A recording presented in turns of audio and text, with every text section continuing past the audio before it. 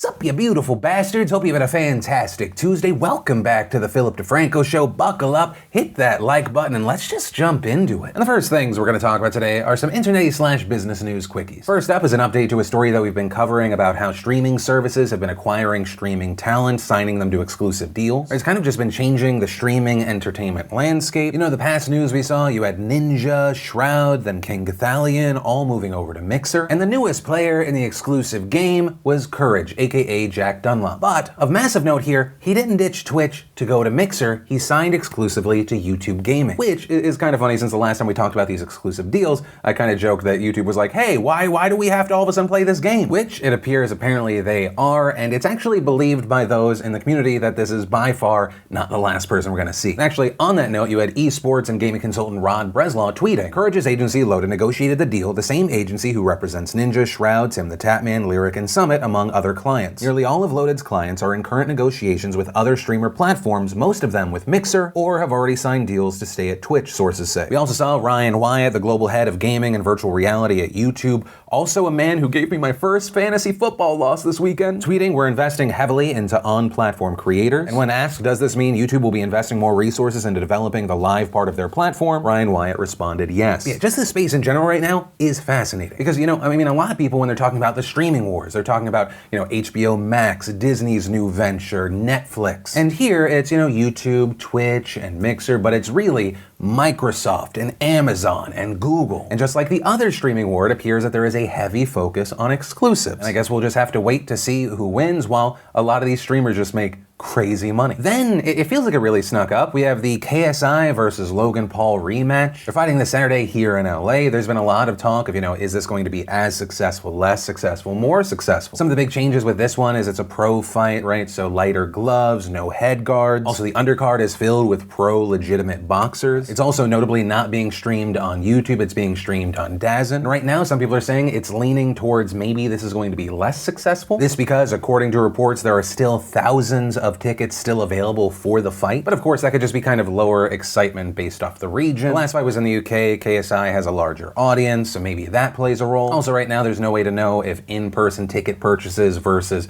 DAZN subscriptions, if those kind of trend the same way. But ultimately, we'll have to wait to see what the numbers are after the event. Personally, I'm really interested to see what happens when you take this very strange, wild thing that was the first event, and you mix it with something that's far more mainstream. Right? Does it kill it? Do you limp through it? Does it evolve into something even bigger and more awesome? We'll have to wait and see there. And then finally, with these quickies, we had the news around a ban. Specifically here, we're talking about a YouTube creator by the name of Jarvis. Right, you look to his channel, he's getting hundreds of thousands, if not millions of views on Fortnite content, but it appears that may have come to an end because Epic, the creator of the game, hit him with a lifetime ban. This because Jarvis was using an aimbot in Fortnite's non-competitive mode. And also, for those that are not gamers, an aimbot essentially makes it so you almost miss none of your shots. And the way a lot of people learned about this is that Jarvis himself made a video. He in the video, he kind of breaks down crying, and he acknowledges that he was completely wrong here, and in general, the majority reaction to this video were a lot of people calling for Epic to unban him. Some arguing that the permanent ban was unfair, a number of people pointing to an instance where you had players in a pro tournament that were cheating, but instead of a lifetime ban, they were hit with a temporary ban and were even able to compete in Fortnite World Cup. But also at the same time, you have people countering that argument, saying, well, it's a different kind of cheating. That was pro players cooperating, teaming up when they were supposed to be competitors. But what Jarvis did is that he used cheating software. Granted, it wasn't in a pro tournament, it wasn't in a competitive mode, but it was still cheating software, which Epic says that they have a zero tolerance policy for. Right, and essentially the idea of that zero tolerance policy is even if it's in a non-competitive mode, if you're using cheating software, you're giving other players an infuriating experience. Right, maybe you keep getting killed by people using aimbots, you think,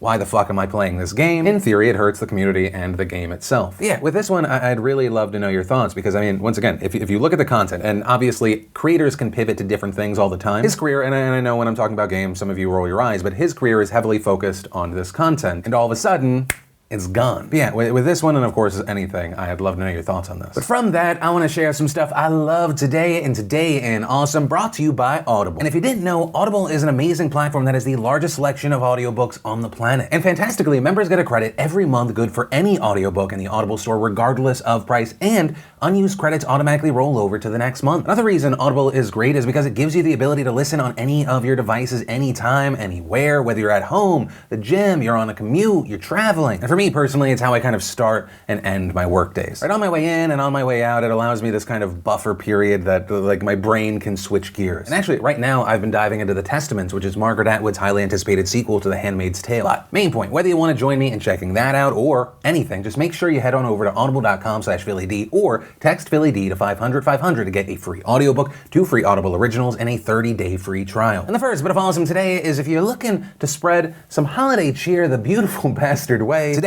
we're launching our limited run of the special edition Ugly Holiday long sleeve shirt. That way when you go back home for the holidays or you're having a holiday party, you can let people know you want them to have a great fucking holiday. Available now at shopdefranco.com, and I also put a few things on sale in case you want to get a few things at the same time. Then Condé Nast Traveler gave us 50 people trying to name their representatives in Congress. Ted Ed gave us Game Theory Challenge, Can You Predict Human Behavior? Then in Friend of the Show Awesome, we got a trailer for Raina Scully's new First We Feast series. Also, maybe I'm on an episode in the future. Then we got the season 2 trailer for Nailed It Holiday, and I mean this in a positive way, some of my favorite garbage series, with William Dafoe breaking down his career. Then we got a trailer for Bad Boys for Life, of course starring YouTuber Will Smith. And if you want to see the full versions of everything I just shared, the secret link of the day, really anything at all, links as always are in the description down below. And then in Sometimes I Just Hate Humans news, let's talk about this news surrounding Popeyes. Right, a little while ago, they did this kind of limited release of their new chicken sandwich. You had reports and people saying, hey, it's better than Chick-fil-A. Almost instantly, people started swarming Popeyes. All of a sudden, they were sold out. People were getting angry. Then last week, Popeyes comes out with the announcement, hey, we know that you love the sandwich. They're all back on Sunday. Right, seemingly kind of another little jab at Chick-fil-A, which is closed on Sundays. And you know, Sunday rolls around and the sandwiches are released. A lot of people lining up once again. And then we get the news last night at a Maryland Popeyes. People were lined up, waiting to give their order. Apparently someone cuts or allegedly cuts. That leads to an altercation. It ends up outside and then someone got stabbed to death. A 28-year-old man was killed, and according to police, we have been able to determine preliminarily that this is related to the release of the sandwich here at this restaurant. This individual was in line specifically for the sale of the sandwich when another customer and he got into an altercation, and that ended with the victim being stabbed outside of the business. Which, a massive note here, as of recording this video, the person who killed the other man is still out there. Police are searching for him. And that's a story based off of what we know from police right now. Because every now and then, when I see a story like this, I'm like,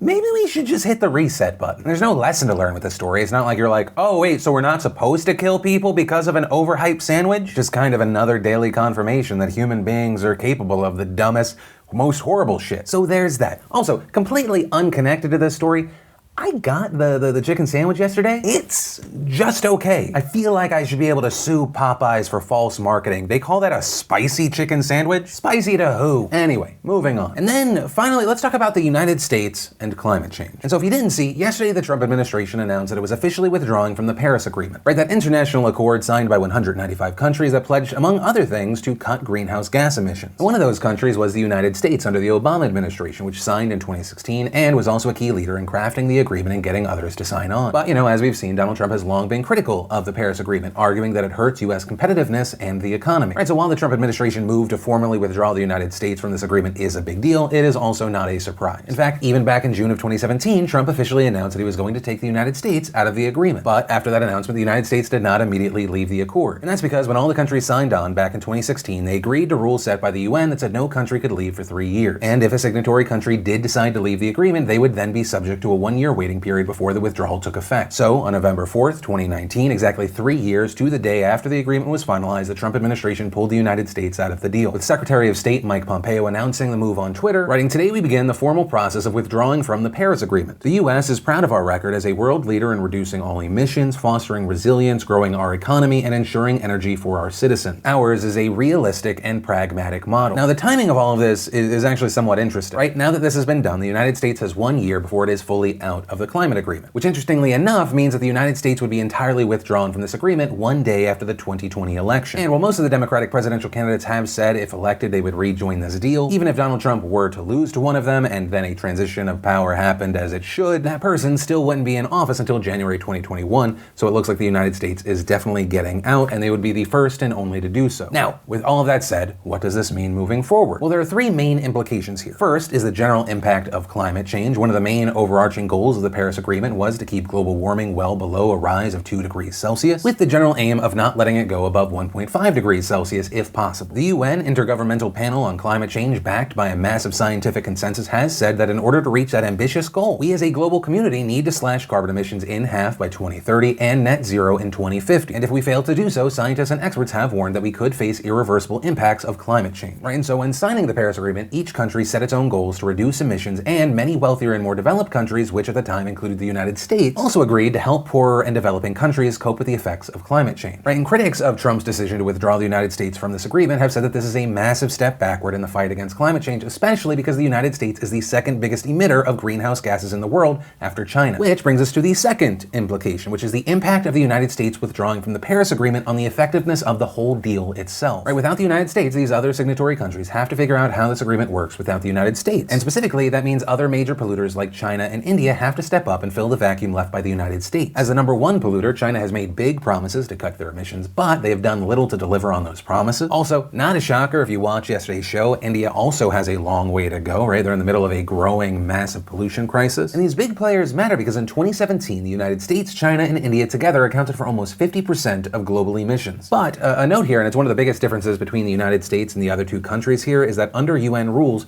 China and India are still considered developing countries, and so they're actually not obligated to curb emissions. In fact, under the Paris Agreement, China actually said that it would peak emissions in 2030, while the United States said that it would cut them drastically. But also, as reports have pointed out, both India and China still agreed to cut emissions as part of this agreement, in large part because the United States was taking action. Right, so with the United States being gone, it could be argued that China and India will now be even less likely to reduce their emissions. Which, and this is a massive thing with the Paris Agreement, none of the commitments countries make are binding. Right, it was kind of seen as this double-edged sword. It's beneficial because it got other countries that would otherwise not agree to legally binding commitments to sign, but it also means that none of the countries are actually held to their commitment. And so, if a big power player and climate change leader like the United States pulls back on those commitments, it could signal to other countries that they could do the same. And then the third major implication here is the economic impacts. Right, in addition to the scientific warnings about rising sea levels, extreme weather, and the disastrous effects climate change will have on agriculture and wildlife, many have also said that withdrawing from the agreement is actually a bad economic decision. This because the Trump administration has not wanted to invest in clean energy and renewable technologies that are becoming a huge market. As Andrew Steer, the president of the World Resources Institute, said in a statement, Trump's decision to withdraw from the Paris Agreement fails people in the United States who will lose out on clean energy jobs as other nations grab the competitive and technological advantages that the low-carbon future offers. But also, it should be noted, long before yesterday, the administration has essentially moved forward like the withdrawal from the agreement was already done, pushing ahead with plans and actions that went entirely against the U.S.'s pledge under the agreement to reduce its greenhouse gas emissions by nearly a quarter of 2005 levels by 2025. Among other things, the Trump administration has continually rolled back Obama-era environmental rules that attempted to reduce carbon emission, things such as regulations on coal-fired power plants and other regulations aimed at increasing fuel efficiency standards. And already, this has made an impact on the United States' carbon output. In 2018, U.S. carbon emissions increased significantly. And you had the Environmental Protection Agency chief, Andrew Wheeler, specifically saying that the rise was caused by, quote, an uptick in manufacturing and industrial output. And Trump, for his part, has made it abundantly clear that he views increasing fossil fuel and coal production as a more important priority than addressing climate change, even if those plans go against the findings of his administration's own scientists. And while speaking in France this summer, the president said, I feel that the United States has tremendous wealth. The wealth is under its feet. I've made that wealth come alive. I'm not going to lose that wealth. I'm not going to lose it on dreams, on windmills. But regarding that money, it's important to point out that many economists and other experts have said that investing in the clean and renewable energy sector is actually a huge economic investment. And as one report framed it, many climate policies pay off in the near term in jobs, economic growth, or reductions in local air and water pollutants, even putting aside their climate-specific benefits. In short, many carbon-reducing policies are things that make sense for countries to do anyway for reasons beyond saving the world from climate change. And finally, regarding my opinion on this,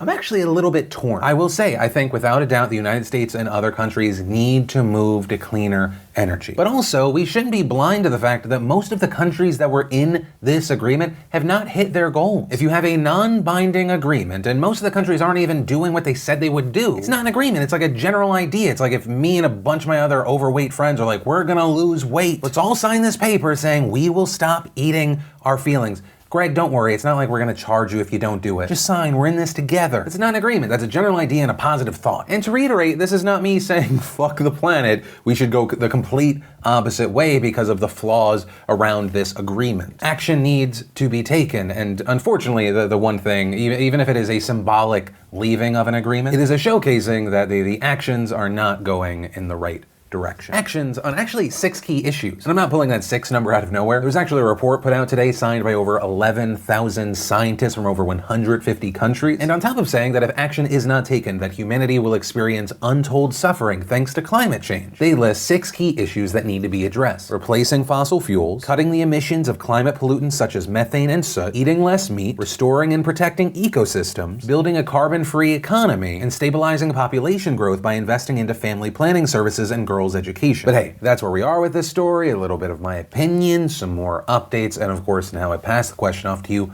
What are your thoughts on this? And that is ultimately where I'm going to end today's show. And hey, if you like this video, let us know. Hit that like button. Also, if you're new here, definitely tap that subscribe button, tap that bell to turn on notifications. Also, if you're not 100% filled in, you can check out my latest podcast and or maybe just missed yesterday's Philip DeFranco show, you want to catch up, you can click or tap right there to watch either of those right now. But with that said, of course, as always, my name's Philip DeFranco. You've just been filled in. I love yo faces, and I'll see you tomorrow.